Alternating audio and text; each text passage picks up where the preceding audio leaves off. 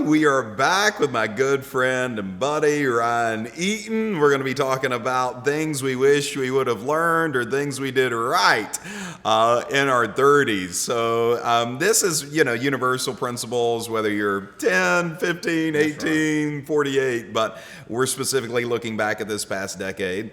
Last episode we talked about financial things, and one of the things we mentioned is starting early, because if you do start early, man, it helps a lot. It does. Financially. But I would say that same piece of advice works with everything: health, fitness, marriage, child training, spirituality. Like, there's compounding interest 100%. in all those areas. What would we look at in terms of like things that we would do again or things that we would do different, even spiritually? Like, what did you kind of see, from 30 to 40 that worked well for me, or I wish I would have placed a greater emphasis just in deepening things spiritually for you? What did that look like? Man, there is no doubt small groups of men getting together for me was one of the biggest things that's helped. My dad does a Monday morning Bible study every week. Yep. And I get to sit there with guys who are all probably 20 years my senior and be able to hear how they interpret the Bible, right? That's a huge thing for me. Our small group that we've had that with a group of guys, just being able to see kind of in that one, it's like, what are we dealing with in our season of life? And I got guys all in a similar environment. That has been huge for me, and just to be able to study maybe a book topic, maybe it's a chapter of the Bible, maybe it's book of the Bible, maybe it's a true book, but studying that has by far to me been the best thing to help me grow, because it's one thing, I don't know, you may not feel like this because you're a pastor, right? Like, you get this, you know this, you've been to Bible school. But for me, sometimes when I try to get up at 5 o'clock in the morning, I go to read the Bible. It's like, oh man, nothing's clicking yet, And so I got to get the workout in before I do that. But even sometimes when depending on the translation, even you're reading in, right? Yeah. Like the thous and the arts and the different, like we just don't talk like that, right? And so finding a translation that really relates to you, and then maybe going back and looking at the other translation to see how it was originally said. But that's the same thing a small group does. It's the Mississippi translation, right? It's us all talking to each other in our seasons of life, and that has always been a real benefit to me, and kind of hearing what other people are dealing with and learning from maybe the ditches they're in, to be able to help me spiritually, or them learning from my ditches, and that's been so valuable to me. Now, I would say 100% agreement on that. In my 20s, I didn't really have a lot of that. But in my 30s, I really found that iron really does sharpen iron. So true. And you get around other people who are trending in the same direction that you're wanting to trend in marriage, in spirituality, and all those types of things. It does sharpen you.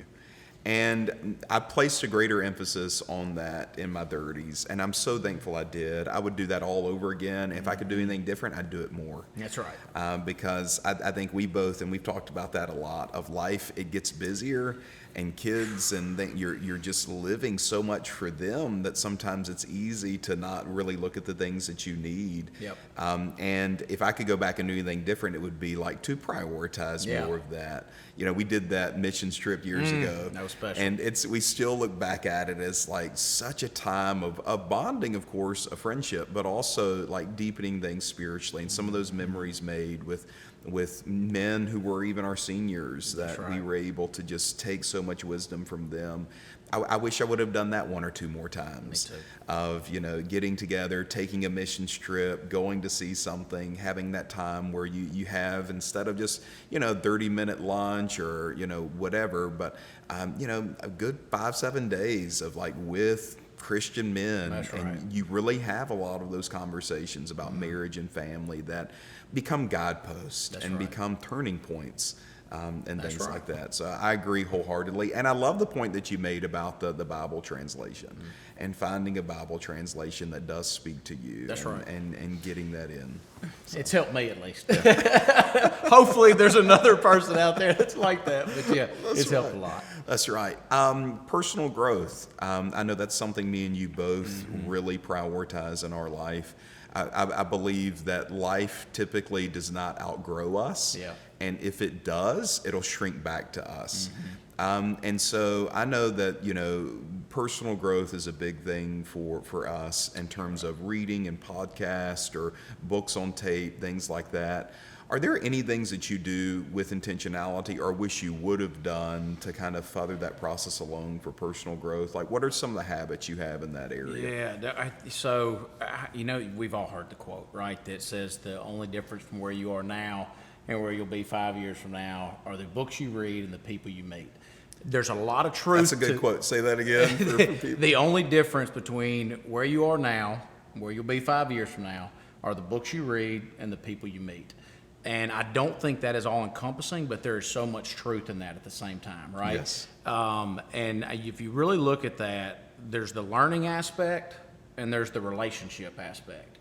And learning, to me, the audiobooks has been big. I've been doing audiobooks for 10 years, and I know some people still to this day is like, if you don't have the hardcover book, you didn't read.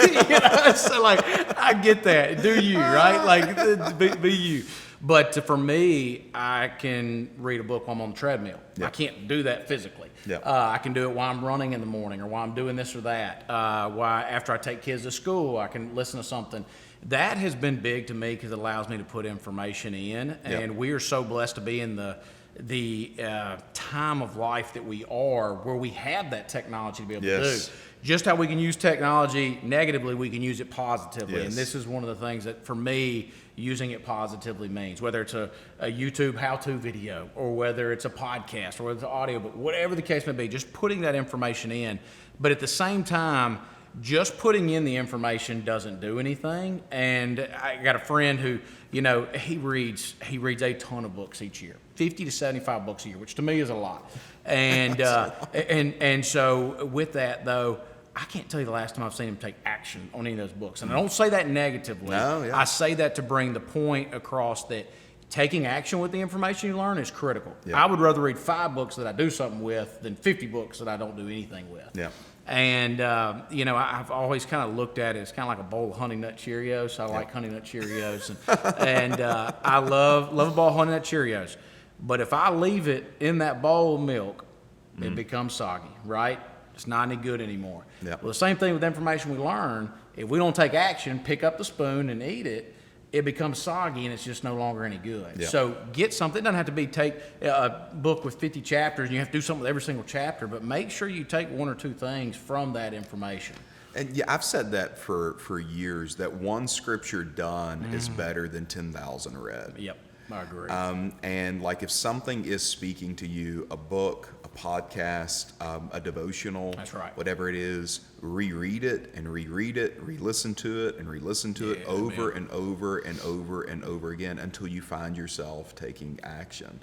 And I like what you said too of like the books that I've read or listened to or, podcasts that collect information, collect knowledge, make wisdom the principal thing. That's right. I think that's a principle that I learned in my 20s that I carried over into my 30s that served me well. That's right. Is I will choose wisdom before entertainment. That it's not that I won't have entertainment, but wisdom will come first. I get my work in before my play, that type of thing. Just having that basic principle. But the relationships too. Like I've seen so many relationships come in my life that were turning points for my life physically, turning points for my life spiritually, turning points for my life financially. They just sharpened me in that area. And I know one of the things that you're incredibly good at is you are good at relationships and networking and things like that. When you're in your car, you're calling your friends, you're calling your buddies, you're connecting with people. But that served you well in career and in life. But I think it's also helped you make progress. What does that look like for you in terms of like getting new people in your life, getting the right people in your life, that kind of thing? Well, first of all, I appreciate that. Very kind of you. Relationships. That's the other part of that quote, right? And so that's a huge thing. To me, you said it. You were the one who said it originally, and I'll probably mess up the Bible reference, but you said basically we need a mentor, we need someone, people who are there in that same season of life, and we need someone else we're bringing up higher. Yep. For me, mentors have been huge. The knowledge you can get from someone who's 20 years ahead of you or 10 years ahead of you. I look at it, it's kind of like being 10 miles ahead of you on the road or 20 miles ahead of you on the road. Yeah. Hey, there's a cop at mile marker 432. There's a huge pothole, right? Like, watch out. Like, they kind of warn you about some different things that might be coming, right? Yeah. And I think that from that side of it, the mentors are just huge, and they can give you so much good advice, and they say things in a way that might just click with you and just bring revelation, like that one scripture. I think that's huge. Having relationships, though, to me, one of my gifts, right? We all need to operate in our God-given gifts. And I didn't realize it was one of my gifts until after college, but I like being around people. I like meeting new people. I like hearing about what people do. I guess I was friendliest in high school or whatever it was for the class stuff. And in college, I was a student recruiter at Mississippi State. And I was rush chair of my fraternity. And now I'm chief marketing officer for an organization that recruits brokers, right? So I ended up somehow, thank the Lord, I stayed in my gift or my calling throughout the whole time. But relationships, to me, there's things you do. You want to make sure you're bringing value to the other person, right? Like you said, calling friends. If I have free time in the car and I'm not listening to a book or a podcast or something I'm trying to knock out, I try to call as many people as I can, talk to them, just spend a few minutes. How you doing? Everything good? What's going on? How's the wife? How are the kids? How are your parents? Whatever the case may be, because people like to know you care about them. Yep. You're thinking about them, right? And so it's just something I've always tried to do there. I recently joined a group to try to help expand my vision. And even earlier when we were in your office, I saw different things on your wall, and you were saying that's to help push my vision. And I'm doing the same type thing with this group of people that, they're all running different companies. Some of them have 8,000 employees. Some of them have, 25 employees. So they're all got different things. They're all in different industries. And it's one of those things that I can learn from them, what they're dealing with, what they're seeing. And it's one of those relationships that helps build me from a business standpoint, build me from a life standpoint. I would caution people that, hey, you can get into a group thinking it's going to help you, and next thing you're doing, you're just wasting time. So make sure intentionally it's a good thing for you. Don't commit to it fully until you see that it's a good thing for you and for the people you're there with. But, just relationships are key. Do what you can to be a friend, and I think that's a great point, because I think so many people who are out there who may be, looking at their 30s or, okay, I'm approaching this or this next season of life of, I need friends, I need mentors. I think both you and me, we see this in life, and we probably see it in each other, is I make it a priority to get the people I need in my life. I do not wait to be called. I do not wait to be picked. I do not wait for somebody to be like, I wish they'd invite me. That's right. I invite people to lunch with our small groups. Both of us will be like, we need to meet. We'll send out who's doing breakfast tomorrow. We're going to meet here, that type of thing. I would echo big time what you said is a big part of my life that I've seen a lot of success from, is pursuing people who are 20 years older than me, who are where I want to be at that age, and being like, can I take you to lunch? And out of that, I'll tell them I want to honor your time. I want to ask you some specific questions. I've never had anyone tell me no. It could be like, I can't do it here, but I could do it on this date. And then you come in, you honor their time, you ask them specific questions, you say thank you, you pay for the meal, they're apt to do it again. And some of my closest relationships with mentors have come that way. They didn't know me from Adam. I reached out to them, was able to know someone who knew them, took them out, asked them specific questions, has helped my marriage, has helped my family, has helped my finances. All those types of things. So with us being that for, people who may be coming into their 30s, they're in their 20s, we're entering our 40s, that kind of thing. Any other thoughts that you would give towards people to like look at their marriage or look at their family or look at their spirituality or look at their money, that just kind of come and say like, I want to be that mentor to you now. I want to speak something into your life to like watch for this, be careful about this.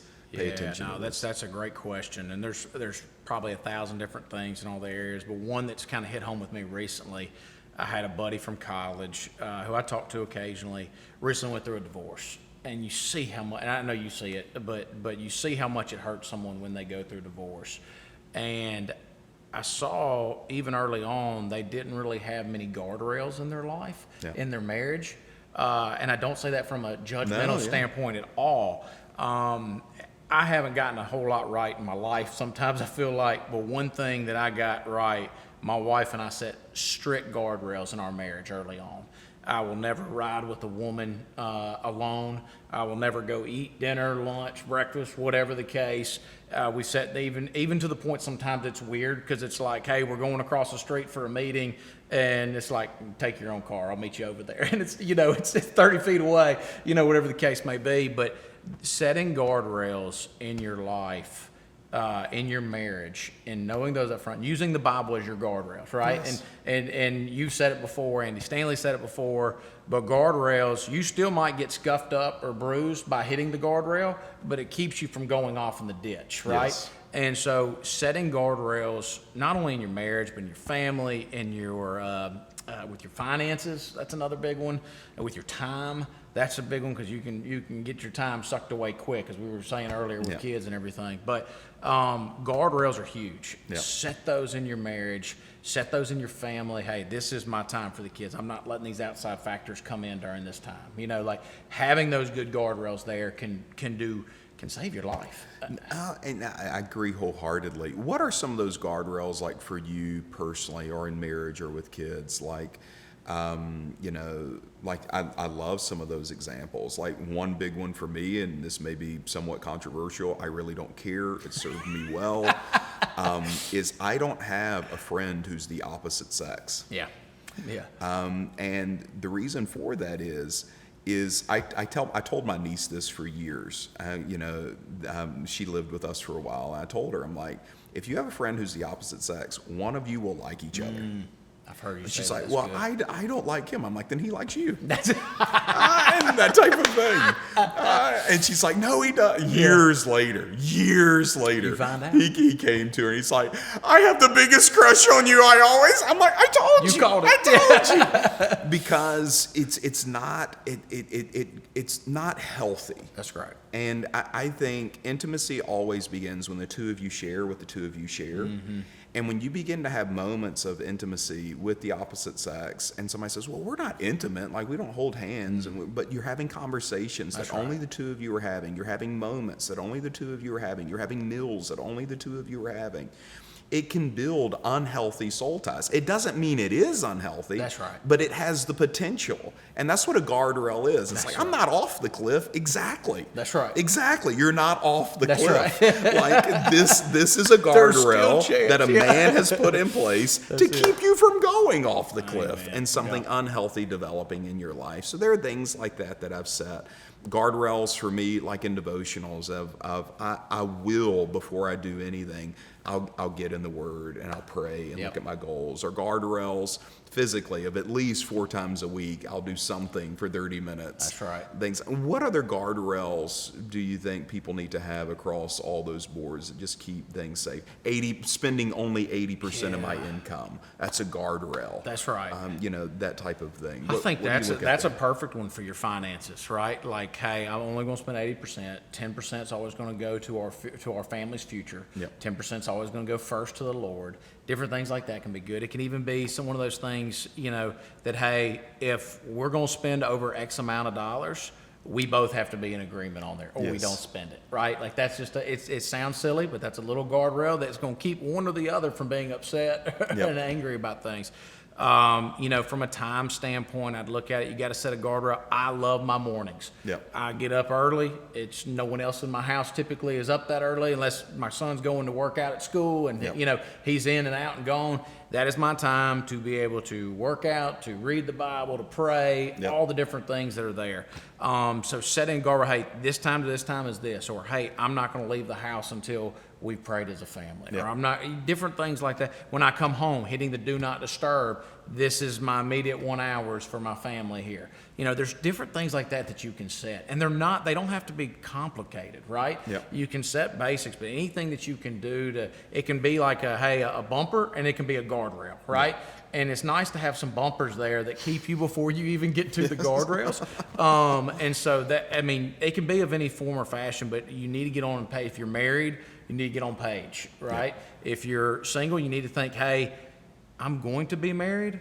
what are some things I need to be creating now, some habits I need to be setting up so that my marriage is easier, right? Yeah. And that's a big one too, because if you don't get married till you're 30-something, you've had 15, 20 years after college where you've just kind of been able to do whatever you want. You might be a little tough to deal with. I mean, I don't say that rudely. It's just, you've been your own man or your own woman. That's right. So what are some things there to make sure that you're keeping the boundaries in check?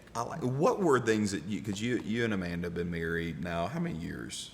16, 17 years, Yeah. yep. So about with me 16 and years. Pep, because I Yep. think we were Yep. right there with you guys in that window. What have you seen over that has made marriage healthier? Like, are different guardrails or different things that you've done that you would tell couples, like as you progress past that 7-10 year mark, to kind of deepen things, or things that you've seen like, okay, I wish we would have done that more, or I wish we would have built that in. What have you seen there with marriage? Man, I'll tell you something that's good and something that I screwed up royally doing at the beginning. Date nights are huge, right? Making sure you're still dating your spouse. I was so boneheaded at first. I would take our date nights to talk about finances. Yeah, We need to be on budget. I know, yeah, that's right. Let me show you this spreadsheet. I read Dave Ramsey. Yeah. So one of our part of our pre-marriage counseling was going to a Dave Ramsey program. She loved that. I So bet this is a great idea. So that was one thing that I remember. Who wants to go on a date with someone who's going to be Right. serious the whole time? I don't. I mean, like, you go on one date in college, maybe a half a date in high school. I mean, like, you're not even answering the phone next time. Right. Keep those dates fun. Keep time. There's a time to talk serious. There's a time to really kind of talk deep. There's a time, but like, separate it out. Yeah. I messed that up a lot, but I think I've gotten on track now. I'll verify with Amanda. But we have coffee time in the morning, and we stole that one from you guys, and we love it, having coffee before we kind of leave the house, and that's kind of part of our morning ritual as well. We kind of get a 6:30 to 6:45 before we get our youngest up, and so it's kind of time we can get there. Hey, we got 15 minutes just to have a cup of coffee, maybe talk about the day, see how each other's doing, what do we have, what can I help you with? That's a big thing for your marriage. The guardrails, obviously, as we spoke about, are big things that we can be doing. But putting them first. I sometimes it was one of your messages you did years ago, but we were talking about 1 Corinthians 13 and love, right? And you saw all that love is. And we've heard it, right? We were in youth group together. Like, we've heard it since we were kids, everything that love is, and our parents have preached it to us, et cetera, et cetera. I mean, we know the definition of love, but I didn't get love. And, it's long suffering. I remember that was one of those, New King James Version words to me. It's like, what does that mean? And like, when you say it's like long suffering, okay, I guess that does make sense. I was short suffering. And so it was kind of one of those things that you had to look at it like, hey, what do I need to be for her? Yeah. And it's putting the other first. And I was not. I was pretty selfish.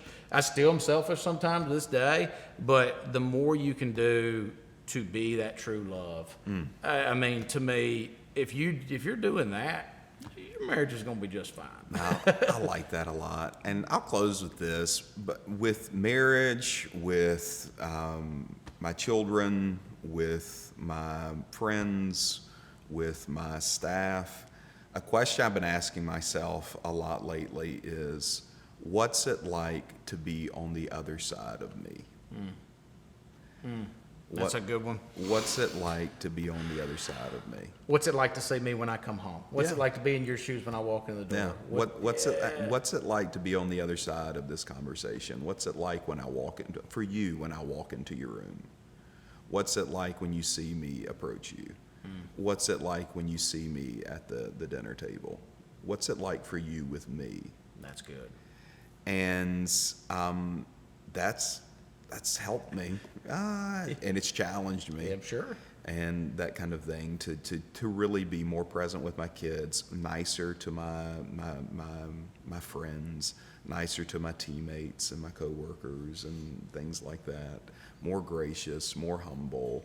But anyway, I think that if I could go back and do anything, in marriage especially, Yeah. and those types of things, because I think sometimes as men, we feel so responsible. We do. And so responsible for our families, so responsible for our children, that it's easy to get serious. Yeah. There's a pressure to perform. Yeah. And if you don't handle it correctly, you're right. Yeah. You become serious and strict and Yeah. not the best Not person fun. to be around. That's right. So That's so that's true. something I've had to watch and guard in my own life, is to be more fun, to be more playful, Yeah. to be more loving, and that type of thing, because that strength of like being serious and making progress sometimes becomes a weakness. Oh, yeah. And some of those relational things. So yeah. Well, man, I've thoroughly enjoyed our conversations, and we need to do it again. I love it. Oh, yeah. So until next time, though, we'll see you all. May you be blessed and have the best day.